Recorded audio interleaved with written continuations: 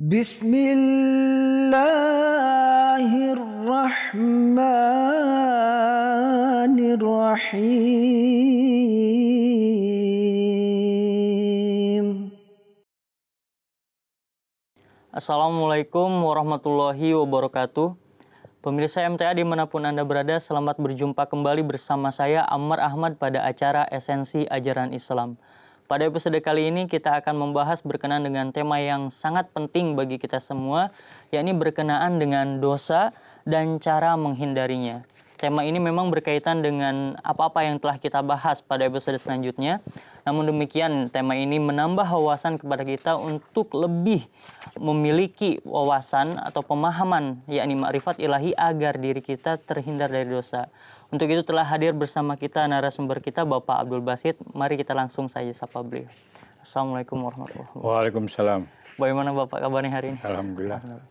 Baik Pak, inilah tema yang sangat-sangat menarik dan pasti kita tunggu-tunggu, mengingat berkenaan dengan dosa dan cara menghindarinya. Orang-orang banyak ingin sekali untuk bisa menghindari dosa ini. Nah, bagaimana Hazrat Muhammad SAW menjelaskan? Namun demikian memang telah banyak kita bahas juga hal-hal serupa pada episode sebelumnya. Namun demikian silakan Pak, memulai pemaparan Bapak. Ya, masih berlanjut pembahasan kita mengenai najat, ini keselamatan dan bagaimana cara kita menghindarkan daripada dosa. Ya. Saya akan langsung saja dari kutipan dari Hazrat Masih Maud SAW, ya, dari buku Review of Religion. Review of Religion, ya, yang dikutip dari beliau. Beliau menyatakan, mungkin ada yang bertanya bahwa meski kita mengetahui kalau Tuhan itu memang ada dan juga tahu bahwa berbuat dosa akan dihukum, ya, namun tetap saja kita melakukan dosa. Hal itu menunjukkan bahwa harus ada cara lain guna menghindari dosa. Jawabannya adalah tetap sama dengan yang di atas. Adalah suatu hal yang tidak mungkin terjadi. Ada orang yang menyadari sepenuhnya bahwa konsekuensi dari laku dosa adalah suatu penghukuman yang bisa turun seperti petir menyambar. Tapi ia tetap saja berani melakukan dosa. Ini adalah pandangan filsafat yang tidak bisa dibantah atau ada kekecualiannya. Apa yang ingin digambarkan, ya, beliau mengatakan seperti penjelasan di atas, maksudnya penjelasan sebelumnya, berkenaan dengan bagaimana seseorang dapat menghindarkan daripada kelakuan buruk yang mengakibatkan dosa. Di sini saya ingin mengingatkan kembali, ya, apa yang disampaikan oleh Hazrat Masih Maud SAW bahwa hanya mengetahui, ya, hanya mengatakan bahwa Tuhan itu hukumannya ada, ganjarannya ada, ya, maka itu tidak cukup untuk menghindarkan seseorang karena dia tidak nyata di hadapan kita. Dia tidak menyadari sepenuhnya akan hal itu, ya, karena fitrah Allah Ta'ala yang Maha Pengasih dan Penyayang ini, dia tidak melakukan penghukuman serta-merta. Ya, begitu kita melakukan dosa, kemudian langsung dihukum. Ya, begitu juga kita melakukan amal saleh, tidak langsung berbuah pada waktu itu. Ada masa-masa tertentu yang Allah Ta'ala menzahirkan akibat daripada kelakuan hal itu, ya, apakah itu dosa, apakah itu amal saleh, kan. Nah, oleh karena itu kecenderungan manusia ketika hal-hal yang tidak nyata, tidak ada di hadapan kita langsung, maka itu pengaruhnya kepada diri kita, kepada di manusia ini juga kurang berbanding ketika seseorang melihat langsung di hadapannya, zahid di hadapannya, kan begitu. Ya, misalnya sebelumnya ketika seorang melihat di depan kita ada ular berbisa, ya, tahu bahwa akibatnya akan fatal, maka segera dia akan menghindarkan dirinya. Tapi ini yang diceritakan tentang hukuman, tentang ganjaran, itu kan baru keyakinan. Tidak sama nyata tidak dengan sama tadi. nyata dengan itu. Jadi kesadaran tentang hal itu ini yaitu membuat seseorang ini berlaku baik atau sebaliknya. Ya, beda dengan yang dihadap. Manusia ini akan bereaksi terhadap apa yang langsung dia dilihat. Yang langsung dia lihat. Inilah bedanya ma'rifat dengan itu. Karena zat Allah Ta'ala kasih sayang itu kan sangat latif, sangat halus. Ya, tidak serta-merta kita akan dapatkan. Nah, oleh karena di sini dikatakan bahwa kalau ya ada hal yang suatu yang tidak mungkin terjadi, ada orang yang menyadari sepenuhnya bahwa konsekuensi dari lakukan dosa adalah suatu penghukuman yang bisa turun seperti petir menyambar. Jadi zahir lah. Jadi dia bisa merasakannya, tapi ia tetap saja berani melakukan dosa. Ya, itu tidak akan mungkin begitu.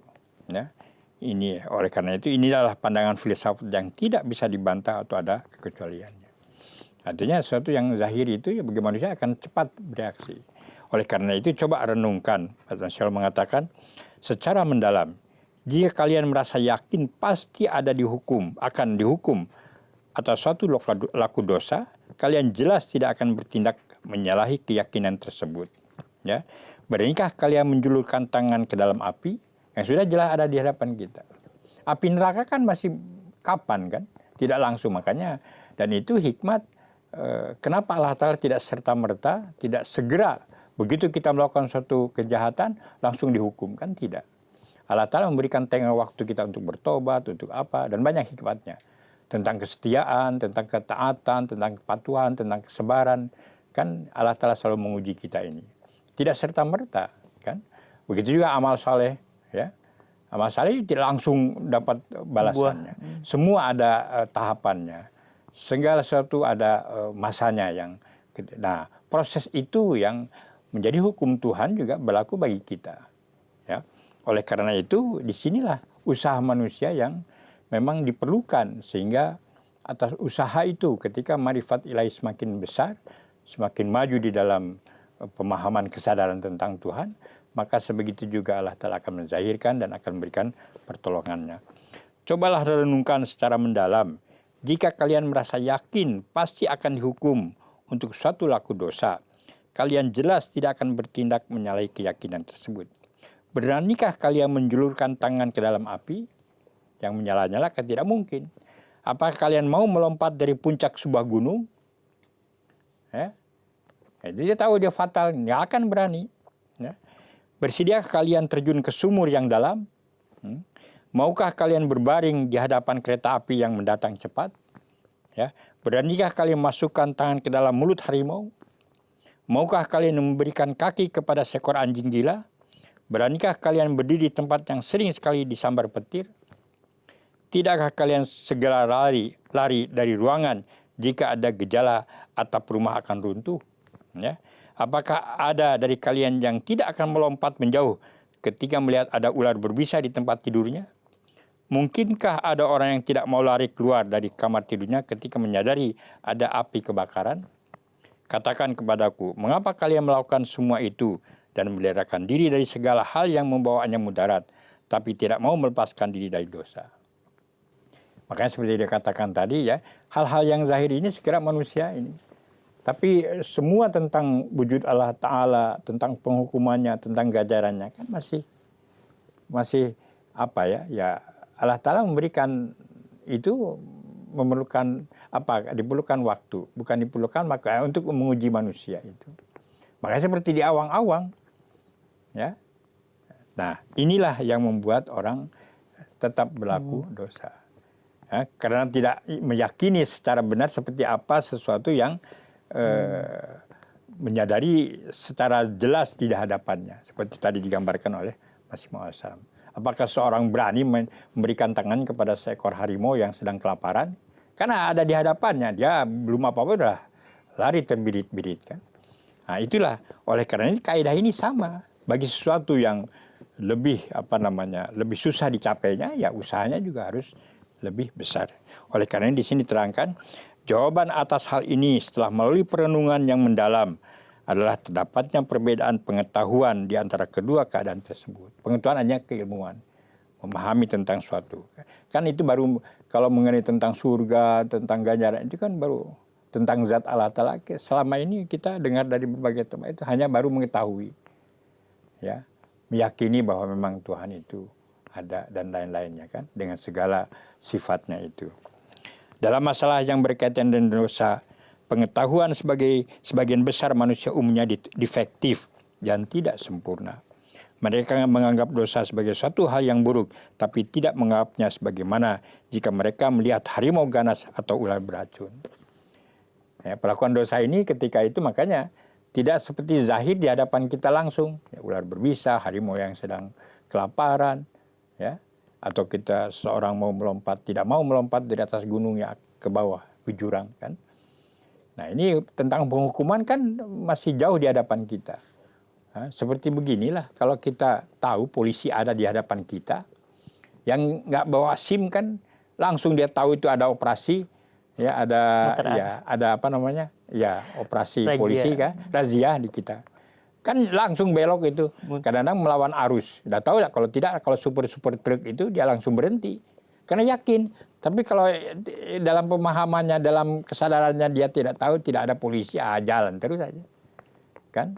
Walaupun dia tidak membawa SIM. Kan begitu. Nah sama, jadi kalau kita analoginya kan seperti itu.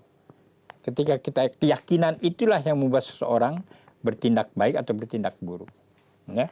Artinya untuk menghindari dosa, kita harus menyadari demikian rupa konsekuensinya seperti melihat bahaya di depan yang mata. ada di depan kata. Nah itulah. Ya, misalnya begini. Tersembunyi dalam relung pikiran mereka pandangan bahwa hukuman bagi dosa itu bukan suatu hal yang pasti. Itu kumang kewe katanya kan. Mereka bahkan meragukan eksistensi Tuhan.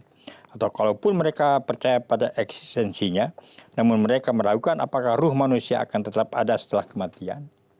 Ya, ini juga keyakinan tentang akhirat, tentang kehidupan kemudian. Kalaupun terlepas dari kematian, mereka masih meragukan apakah memang ada hukuman atas dosa-dosa yang dilakukannya. Mereka mungkin tidak menyadarinya, tapi sebagian besar dari manusia mempunyai pandangan seperti itu, tersembunyi di relung pikirannya. Itulah cacatnya manusia itu. Ya. Tapi jika berkaitan dengan bahaya-bahaya sebagaimana dicontohkan di atas, ya, yang zahir di hadapannya, mereka merasa yakin bahwa jika tidak menghindar maka mereka akan binasa, dan karena itulah mereka melarikan diri. Ya. Meskipun mereka menghadapi bahaya demikian hanya sekali secara kebetulan, tapi mereka tetap akan lari tunggang langgang.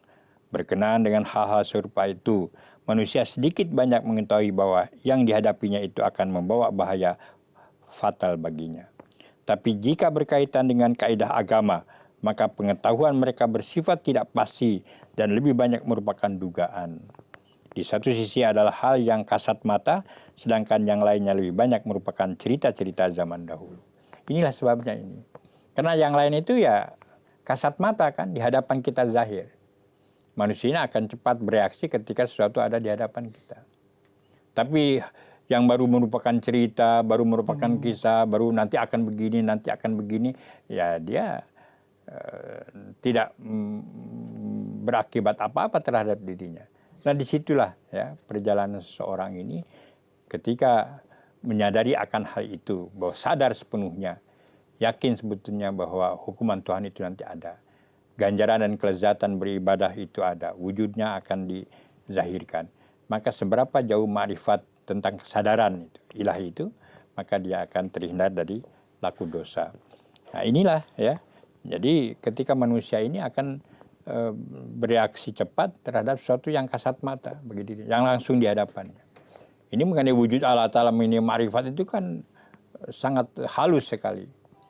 Yang tidak ada di hadapan kita, lupa. Ya, seperti orang korupsi lah kan. KPK entah di mana kan. Apakah dia, kalau tidak ada info-info yang itu kan, jalan terus dia. Semakin dia berhasil, semakin dia pandai menyembunyikan dirinya, wah dia semakin lezat ya. Begitu terusnya tenggelam dia. Tahu-tahu ketika sudah datang KPK baru dia sadar, oh rupanya selama ini. Nah itulah kerja setan kan. Oleh karena itu Huzur menyatakan filsafat keselamatan atau nazat yang hakiki mengandung arti bahwa manusia harus bisa dilepaskan dari neraka berupa laku dosa ketika masih hidup di dunia sekarang ini. Karena itu cobalah pertimbangkan apakah benar kalian telah diselamatkan dari neraka dosa ini melalui dongeng-dongeng yang tidak didukung kebenaran demikian, serta tidak ada hubungannya dengan keselamatan hakiki. Carilah di timur dan barat, maka kalian tidak akan menemukan ada orang yang bisa mencapai kesucian hakiki melalui dongeng-dongeng tersebut sampai kepada tingkatan bisa berhadapan dengan Tuhan. Kan? Tidak mungkin, karena itu harus dilakukan sendiri. Bukan hanya dengar cerita bahwa ini, bahwa itu, bahwa ini, kan tidak. Tingkat komunikasi dengan Tuhan seperti itu akan menjadikan manusia menjadi jijik terhadap pelaku dosa dan lebih menyukai kenikmatan kebenaran samawi, di mana kalbunya menjadi cair seperti air yang mengalir sampai ke hadirat ilahi, diikuti turunnya nur dari langit yang mengusir kegelapan dalam dirinya.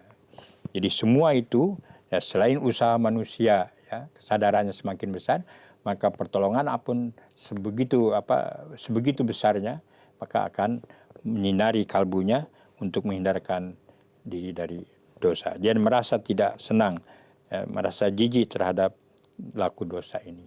Ya. Jadi tidak mungkin orang selamat hanya dengan cerita yang asyik, ya. Ini begitu, ini begini, ini begitu, tanpa dia melakukannya sendiri. Tanpa mengalaminya sendiri.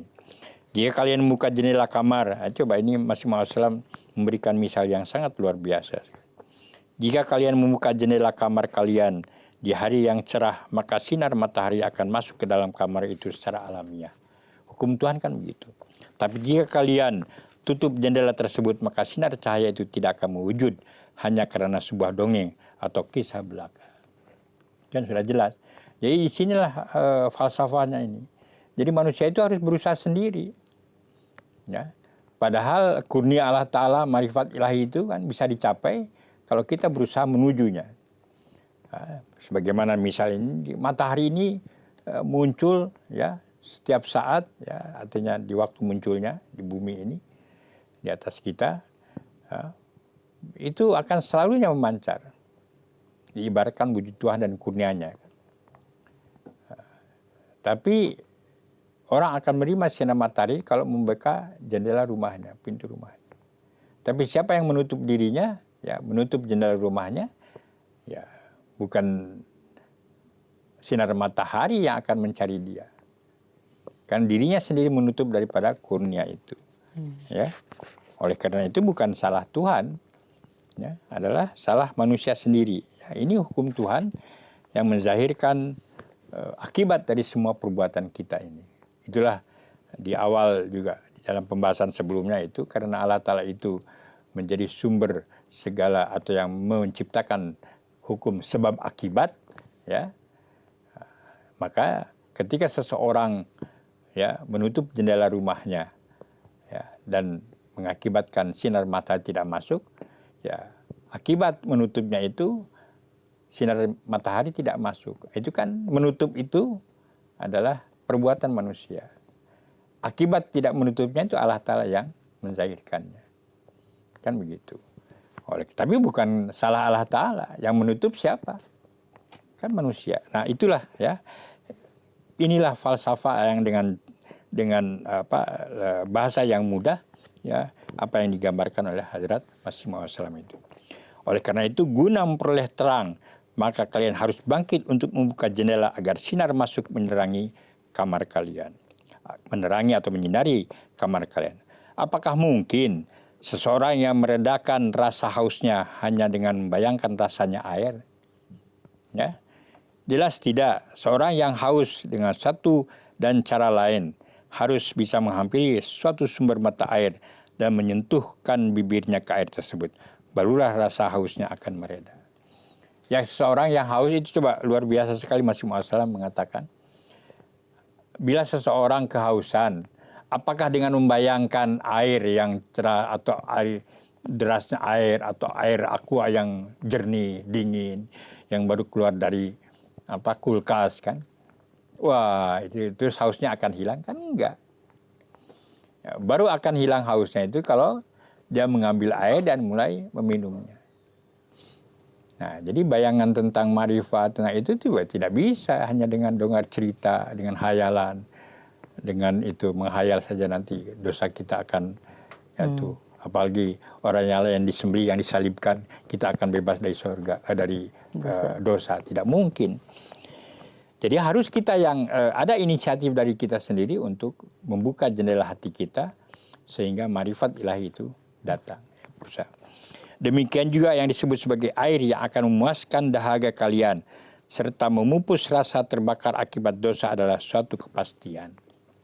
Jadi harus ada keyakinan, kepastian dan menyadari akan hal itu. Tidak ada cara lain di bawah langit ini guna memunahkan dosa. Tidak ada kayu salib yang bisa menyelamatkan kalian dari dosa. Tidak ada penumpahan darah yang mampu mengekang nafsu kalian. Semua hal itu tidak ada kaitannya dengan keselamatan hakiki. Fahamilah realitasnya dan renungkanlah segala hikmahnya. Sebagaimana kalian biasa mencobai berbagai hal di dunia, coba jugalah cara ini, maka kalian akan segera menyadari bahwa tidak ada cahaya lain selain nur hakiki yang dapat menyelamatkan kalian dari kegelapan kalbu kalian. Jadi yang akan dapat menyelamatkan ini adalah nur ilahi itu. Itulah penzahiran Allah Ta'ala, keyakinan, kesadaran akan wujud Allah Ta'ala itu. Ya, dengan komunikasi, dengan seberapa jauh kita melangkah ini. Oleh karena itu, di dalam pembahasan sebelumnya mengenai wujud Allah Ta'ala kan, Hazrat Masya Allah mengatakan, Allah Ta'ala itu telah memberikan kemampuan, ya, akal, pikiran, dan lain-lain ini, dengan kejadian alam ini, ya, itu bisa menuntun manusia akan wujud Allah Ta'ala. Tapi hanya sampai kepada batas, ya, sepatutnya Tuhan itu ada. Tapi dengan kemajuan, dengan menghindarkan diri dari segala bentuk dosa, maka Allah Ta'ala akan menzahirkan dirinya anal mawujud, bahwa aku ini ada. Nah ini kan proses yang harus kita lalui. Itulah ma'rifat ilahi. Jadi bukan hanya dengar cerita dan lain-lainnya itu. Nah disitulah seberapa kita jauh melangkah kepada ma'rifat itu, sebegitu juga semakin bersih hati kita, semakin saleh amalan-amalan kita, maka sebegitu juga jauh lebih dari yang kita usahakan, penzahiran wujud Allah Ta'ala serta kasih sayangnya ini. Di akhir beliau menyatakan, tanpa air suci dari wawasan, dari pemahaman, kesadaran, marifat yang sempurna, tak ada lagi yang bisa membasuh kekotoran dari kalbu kalian. Rasa panas kemerungsung yang kalian derita tidak mungkin diredakan tanpa air segar hasil pertemuan dengan Tuhan. Berbohong ialah yang menawarkan obat penawar lainnya kepada kalian. Tuna ilmu ia yang mencoba menyuruh kalian melakukan cara lain. Orang-orang seperti ini tidak akan memberikan nur petunjuk kepada kalian, malah akan menjerumuskan kalian ke jurang kegelapan. Orang-orang ini tidak ada menawarkan air yang segar, malah memberikan sesuatu yang lebih menimbulkan rasa terbakar. Tidak ada darah yang bisa bermanfaat bagi kalian, kecuali darah yang dihasilkan di dalam diri kalian sendiri, karena dihidupkan oleh rasa kepastian. Tak ada salib yang dapat menyelamatkan kalian, kecuali jalan yang lurus dengan berseteguh pada jalan kebenaran. Jadi istiqomah. Karena itu bukalah mata kalian lebar-lebar dan perhatikanlah apakah tidak benar bahwa kalian hanya bisa melihat berkat bantuan cahaya dan bukan dengan cara lain. Bahwa kalian dapat mencapai tujuan sasaran dan mengikuti jalan yang lurus dan bukan dengan jalan lain. Ini menarik dari apa yang itu kan. Ya, tidak benar ya. Apakah tidak benar bahwa kalian hanya bisa melihat berkat bantuan cahaya? Dan artinya cahaya Tuhan. Ya, Allah Ta'ala yang memberikan semua itu. Tapi manusia diberi potensi untuk mencapainya itu. Bahwa kalian dapat mencapai tujuan sasaran dengan mengikuti jalan yang lurus dan bukan dengan jalan lain. Benda-benda duniawi berada dekat dengan diri kalian, sedangkan yang berkaitan dengan keimanan terletak jauh sekali. Itu seperti yang disampaikan tadi. Hal-hal yang benar itu ya keduniaannya kasat mata. Takut kepada ular, kepada berbisa, kepada harimau kan, langsung dia orang akan menghindarkan dia. Tapi berkaitan dengan keimanan, dengan agama, dengan ganjaran, dengan neraka, apa semua itu kan yang masih jauh ya, jauh dari pandangan zahir kita ini. Baik Pak, itu mungkin merupakan poin utama dan kesimpulan untuk mengakhiri episode kali ini, Pak. Ya. Baik Bapak, terima kasih Pak atas pemaparan yang telah Bapak sampaikan, Pak. Ya. Baik pemirsa, itulah apa-apa yang telah kita bahas berkenaan dengan keimanan yang perlu dibarengi dengan makrifat ilahi atau pemahaman yang sempurna untuk menghindarkan diri kita dari dosa. Insya Allah kita akan berjumpa kembali pada episode selanjutnya dengan tema yang tidak kalah menarik tentunya. Saya Amar Ahmad undur diri. Assalamualaikum warahmatullahi wabarakatuh. Waalaikumsalam.